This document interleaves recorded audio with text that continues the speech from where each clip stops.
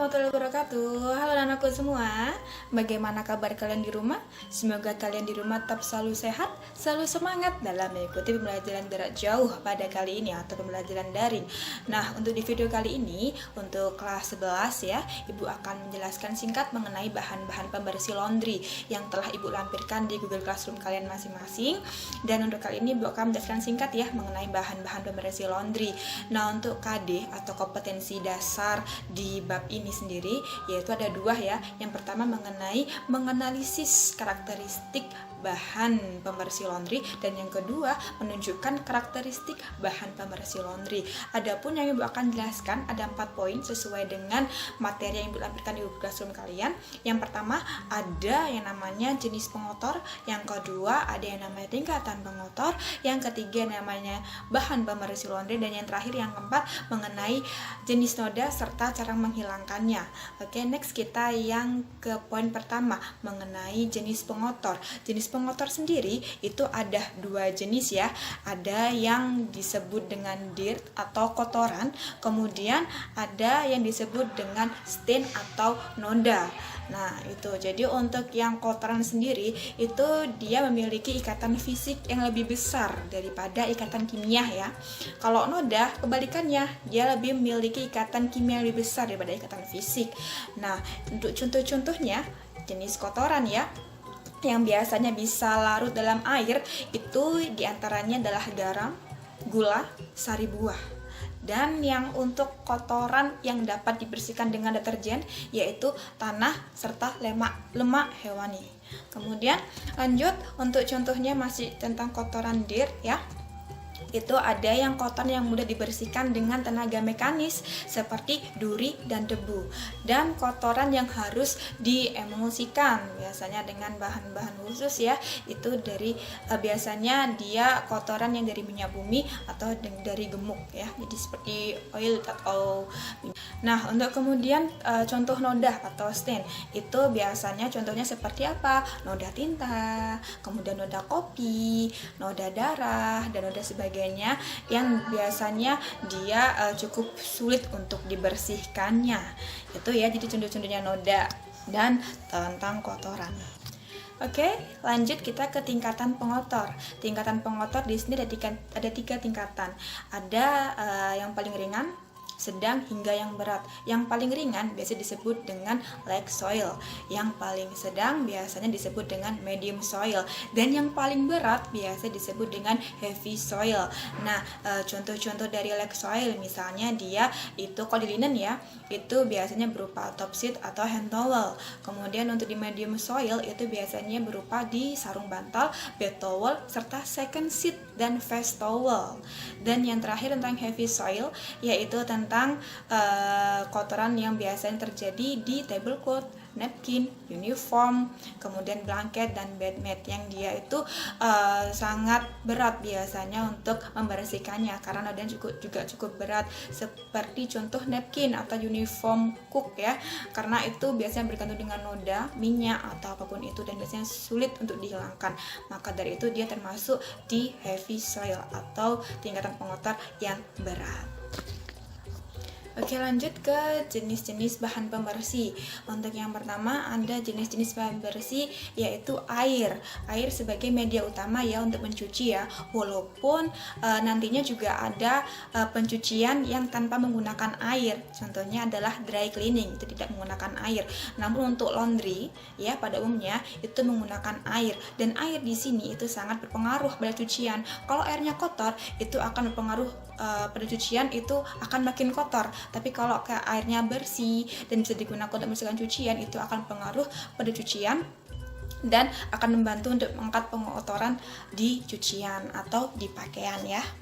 Nah, jenis bahan pembersih yang kedua yaitu deterjen ya. Nah, ini yang biasa di rumah-rumah kalian, yang biasa kalian tahu ya, di rumah menggunakan atau mencuci dengan menggunakan deterjen ya. Nah, fungsi utamanya jelas ya untuk mengeluarkan, mengangkat, melarutkan, serta mencegah kotoran tidak kembali di baju kita yang sudah kita cuci. Begitu ya. Lanjut yang ke bahan pembersih yang kedua yaitu alkali. Nah, alkali fungsi utamanya untuk mengangkat dan melepaskan noda kotoran dan minyak dari kain sehingga menghasilkan kualitas cucian yang baik. Lanjut kita ke shower. Nah, itu shower untuk fungsi utamanya menetralisasi ya sisa-sisa alkali dan deterjen yang masih menempel pada pakaian agar mengurangi kerusakan pada tekstil. Jadi sebelum kita kasih softener, kita harus kasih shower dulu. Jadi untuk menetralisir yang deterjen atau alkali yang masih ada di pakaian kita agar tidak merusak pakaian kita. Nah, setelah dari shower kita ada softener. Nah, ini ya softener berfungsi untuk mengharumkan, melembutkan cucian pakaian di pembiasan terakhir. Kemudian ada emulsifier. Nah, itu untuk membantu deterjen mengangkat noda, minyak, lemak serta noda lainnya. Dan yang ketujuh ada bleach. Nah, apa itu bleach? Jadi bleach itu zat kimia khusus atau cairan khusus yang digunakan untuk baju yang berwarna putih. Oke, lanjut kita ke bahan bleach selanjutnya yaitu klorin. Nah, klorin ini fungsi utamanya untuk menghilangkan bayangan bekas noda. Jadi untuk baju yang telah kalian cuci tapi masih ada bekas bayangan noda, nah ini bisa menggunakan klorin atau cairan klorin ya. Selanjutnya ada starch atau kanji. Nah, kanji ini ada dua jenis, ada bentuk powder, ada juga bentuk cairan. Fungsinya untuk apa, Ibu? Fungsinya untuk mengeraskan atau mengkakukan jenis kain ya. Contohnya seperti apa?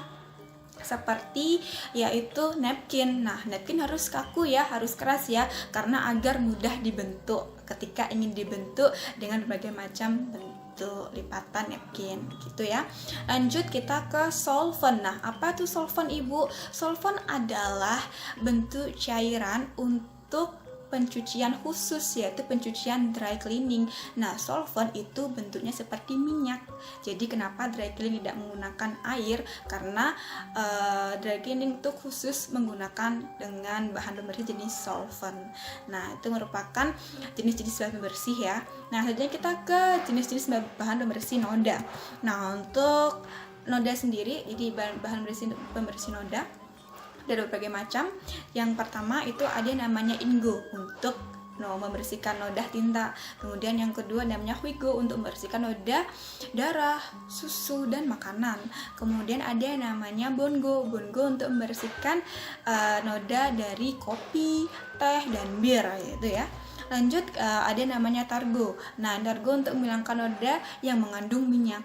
Kemudian ada Yellow untuk membersihkan noda warna kuning. Kemudian selanjutnya ada Rasgo untuk membersihkan noda karat. Nah, itu merupakan jenis-jenis bahan pembersih yang ada di laundry. Nah, untuk penggolongan noda sendiri ada bahan pembersihnya sendiri juga, begitu ya. Nah, untuk karakteristik pembersih itu bisa kalian lihat ya di materi yang telah Ibu sajikan di Google Classroom kalian. Ada beberapa macam karakteristik. Jadi mulai dari deterjen hingga softener dan sebagainya.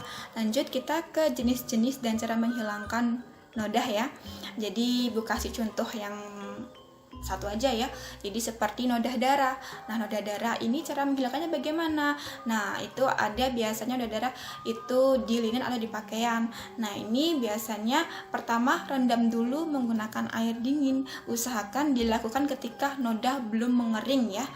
Tuh. Kemudian noda disikat dengan air sabun menggunakan hand brush ya, sikat ya. Jadi sikat namanya hand brush. Kemudian teteskan sedikit Huigo pada bagian terkena noda. Kemudian sikat pelan-pelan dan setelah itu cuci dan bilas sampai bersih. Nah, itu contoh dari noda dan cara menghilangkannya. Nah, kurang lebih seperti itu ya penjelasan singkat dari Ibu. Apabila masih ada yang kurang jelas, silakan dicek ulang kembali materi yang telah Ibu berikan ke kalian di Google Classroom Laundry. Apabila masih belum jelas lagi, silakan menghubungi Ibu personal kepada Ibu. Ibu siap untuk menjawab pertanyaan dari kalian. Begitu penjelasan dari Ibu. Jangan lupa ya mengerjakan tugas, karena tugas bagian dari absen kalian. Kalau kalian tidak mengerjakan tugas, apalagi ulangan harian ya, berarti Ibu anggap tidak mengikuti pelajaran Ibu. Sekian penjelasan dari Ibu. Untuk kalian tetap semangat, tetap selalu jaga kesehatan, dan patuhi protokol kesehatan. Terima kasih. Wassalamualaikum warahmatullahi wabarakatuh.